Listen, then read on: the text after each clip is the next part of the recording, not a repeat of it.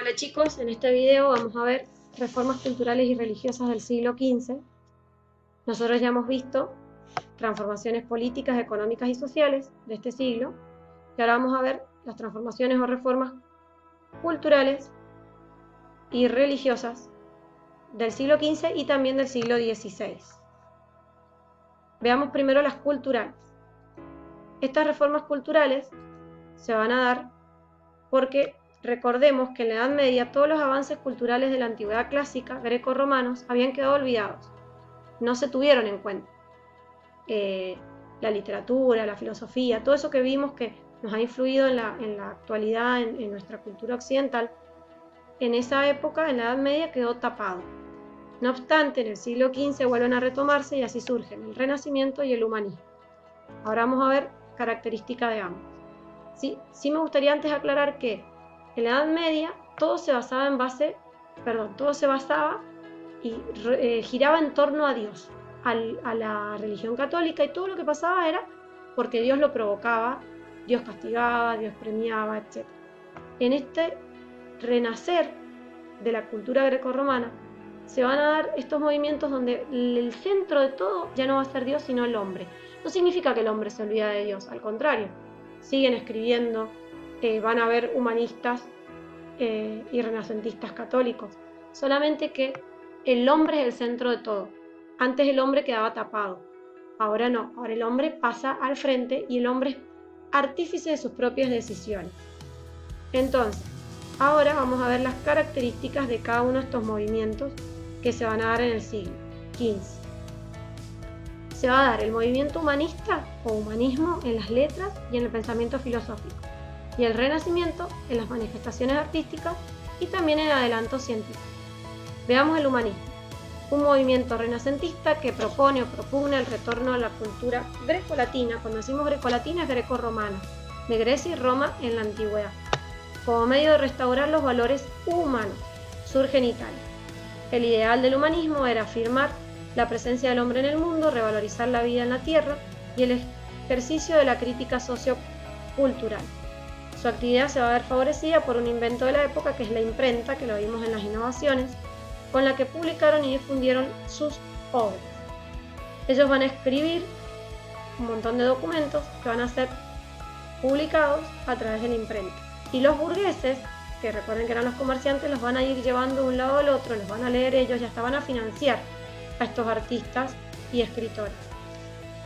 Se les llama mecenas en el Renacimiento, que son burgueses o reyes también, nobles también, que van a darle dinero a los artistas para sus pinturas, etc. Entonces ahora veamos el Renacimiento artístico, época que comienza a mediados del siglo XV, en que se despertó en Occidente un vivo entusiasmo por el estudio de la antigüedad clásica, griega y latina, y también se inicia en Italia, especialmente en Florencia.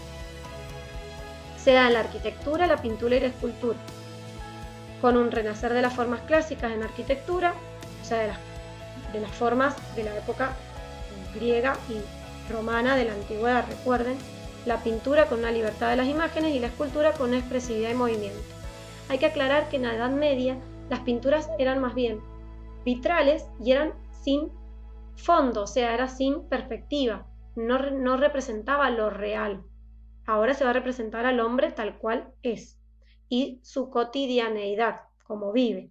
Se expresa la realidad con mayor precisión por medio de las nuevas técnicas que son la perspectiva y la pintura al óleo. Los representantes de estos movimientos van a ser en el humanismo, entre otros, porque hay un montón: Tomás Moro, Erasmo de Rotterdam, Juan Pico de la Mirandola, Leonardo Bruni y Marsilio Ficino. En cuanto al Renacimiento también hay un montón, yo destaco a 5. Leonardo da Vinci, que se va a destacar también por sus investigaciones y sus proyectos científicos, no solamente por la pintura. Miguel Ángel, que va a pintar la Capilla Sixtina en el Vaticano, Rafael Sanzio, Donatello y Sandro Botticelli, entre un montón más. Acá arriba vamos a observar un pequeño collage de distintas obras del Renacimiento. Bien, esto en cuanto a los cambios culturales. Ahora vamos a ver los cambios en lo religioso. No estamos viendo una clase de religión, sino que estamos viendo algo que va a influir en nuestra cultura actual y va a dar origen a religiones que hoy conocemos, como por ejemplo la religión evangélica. Hasta la Edad Media existían el judaísmo, el catolicismo y el islam, que surge en el siglo VII después de Cristo, o los musulmanes. Ahora en el siglo XVI en realidad va a surgir una nueva forma de ver la religión, que va a ser el protestantismo, y va a dar origen a otras, y hoy en día lo conocemos como Iglesia evangélica. Bien, recordemos que la Iglesia medieval católica era a la vez un poder espiritual, es decir, basado en la fe religiosa, y un poder temporal, o sea, político, social y económico. Temporal significa que tiene mucho poder en la tierra. El Papa no solo decidía sobre lo espiritual, sino también sobre cosas terrenales. Por eso en el siglo XV el papado se había convertido en una monarquía poderosa y rivalizaba con otras monarquías por el control del territorio. En el siglo XVI, el movimiento conocido como Reforma Religiosa involucró las dos dimensiones de la Iglesia. Criticaba su poder temporal a la vez que proponía cambios en la religiosidad y por lo tanto en lo espiritual. ¿Cómo comienza esto? Con el luteranismo, con Martín Lutero, que era un monje católico agustino de la Orden de San Agustín, que va a cuestionar el poder temporal del papado, especialmente las llamadas ventas de indulgencia, ya que el papado otorgaba a algunos obispos y curas la autoridad de conceder el perdón o indulgencias, que es lo mismo, a cambio de dinero, o sea, como si hoy día el cura confesara y nos cobrara, que no lo hace, no nos cobra por confesar. Lutero criticaba esas y otras prácticas del clero. Para él la salvación del alma no se alcanzaba por medio de las obras cristianas o el sacramento de la confesión. Así, únicamente la fe y la gracia de Dios otorgaban la salvación eterna. Va a dejar de lado, va a desestimar la intermediación del clero, o sea, de los sacerdotes, y proponía la libre interpretación de la Biblia. Cuestionaba el orden jerárquico de la Iglesia, algo que cuestionó, pero después en lo que surge después de su reforma se va a hacer una jerarquía. No lo logra, eso de sacar esas autoridades que tenemos en algunas iglesias como la católica y en la mayoría de las iglesias. Así, y postulaba la igualdad de todos los fieles en su relación con Dios.